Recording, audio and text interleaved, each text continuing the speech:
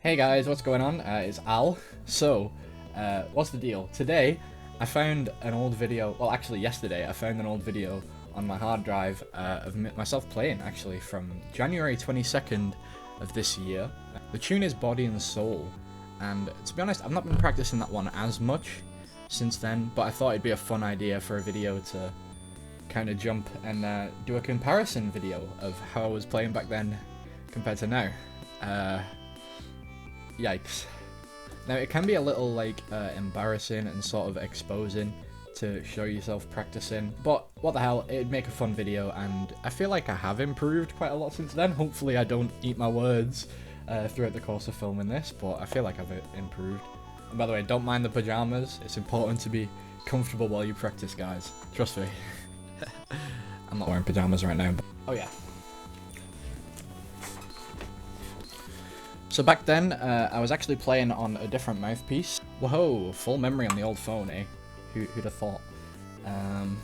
So anyway, I was playing with this old mouthpiece last time. Check out those teeth marks. For the sake of doing a fair trial, I thought I'd give it a go on this mouthpiece again, which I haven't actually used since probably about January, so that should be a laugh. Anyway, let's get on with it before my phone runs out of storage again.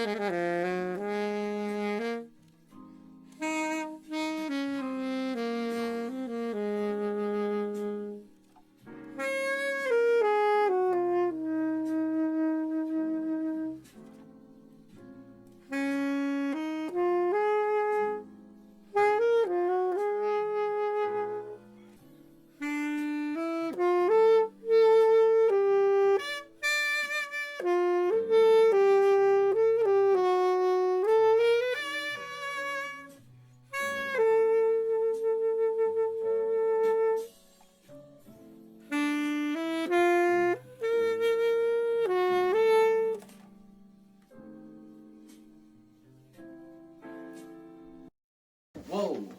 Look at this. We're magically in a new place. At a different time.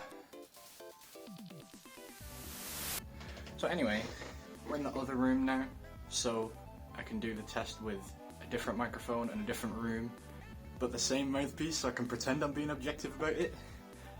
Anyway, to be honest, I thought upgrading mouthpieces would be quite an insignificant thing.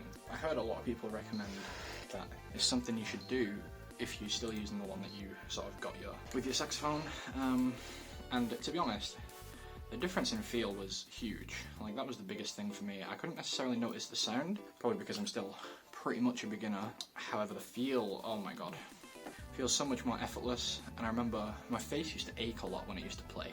No more really, it doesn't really do that anymore. So I just got done setting up this mouthpiece, let's get started. First blow on the old mouthpiece, oh god. Actually, it's not too bad, you know.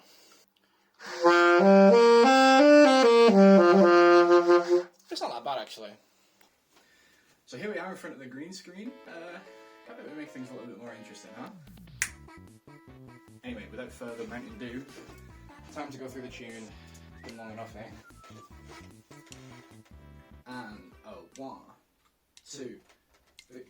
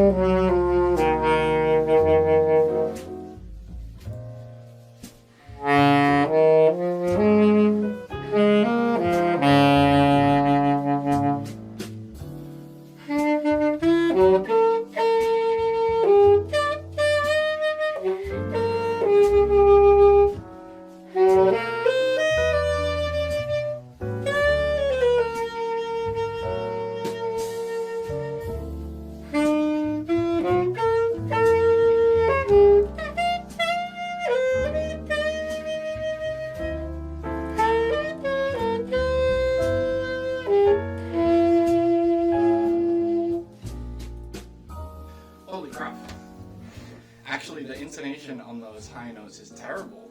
Like, I really wasn't expecting that. And I know it's a stereotypical thing to blame the gear, so what I'm going to do now is play with the mouthpiece I usually use and see how that sounds. Here's the version with the new mouthpiece.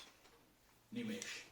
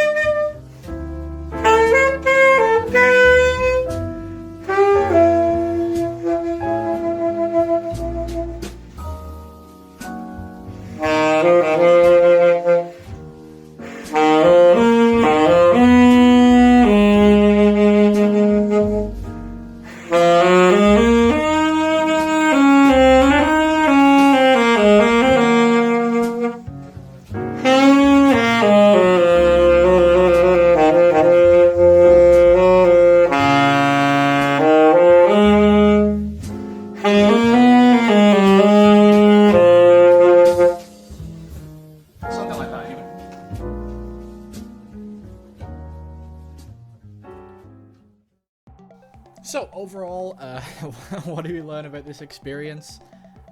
We learned that it's debatable whether or not I actually know the melody, but that's a story for another time. I mean, I literally gave up halfway through in the recording from January, so at the very least I was able to make it through the whole A and B sections in both these new recordings without at least giving up, right? At least I didn't give up. Setting the bar pretty low at the beginning. I thought in the January recording I had quite an airy sound, like there's a lot of breath coming through the saxophone. Quite thin sounding notes. Octave control was all over the place, to say the least. Very, very not the best. Jump into high octaves when I'm meant to be on the low octave. Jump into low octaves when I'm meant to be on the high octave. You got all of it. Lots of squeaks, plenty nastiness. And I feel like in terms of those like straight up mistakes, you would call them, I think there's less in the newer ones. Obviously they're still not perfect recordings, don't get me wrong, not even close. But definitely less, how to say, egregious mistakes. So in the recording from January, actually, I was using this thing in for like I'm all for you, body and soul.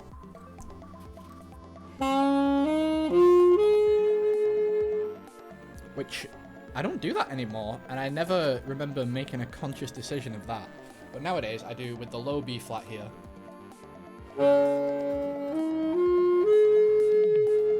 With the overtone of the low B flat, and I guess I just think that sounds better. I think it's more in tune, but I'm not entirely sure. I'm not actually a saxophone player at the end of the day.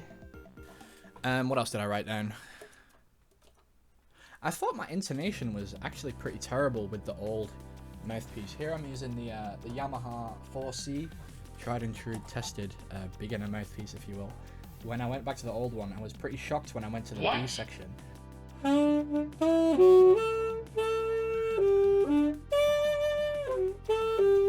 He says about octave control. When I went to the B section in the old Mouthpiece recording today, this is getting confusing. I thought my intonation was atrocious, and I thought, like, how can this be? I was surprised because it was worse than it usually is. But then when I switched back to this Mouthpiece, it felt like it was more in tune. I mean, in some places with the old Mouthpiece, it was like a full semitone off, and it wasn't really a fingering issue. So I think that's interesting. I didn't really know mouthpieces could affect intonation. Maybe they can't, and it was just a mistake on my end. That's definitely still a possibility. You know, hopefully this is interesting to some people. Actually being able to see things side by side is definitely not something you do every day, is it? Anyway, yeah, thanks if you actually watched. Appreciate it. Thank you. Bye-bye. See ya. So as a little addendum to the video, because I'm intending this as like a progress video, if you will, I'm just going to show off overtones because I've been putting quite a lot of time into overtones recently, and it's exciting finding new ones, and I want to see how many new ones I find in the next one. If I do a next one, we'll see. Alright, here we go. Thanks again for watching, I appreciate it so much.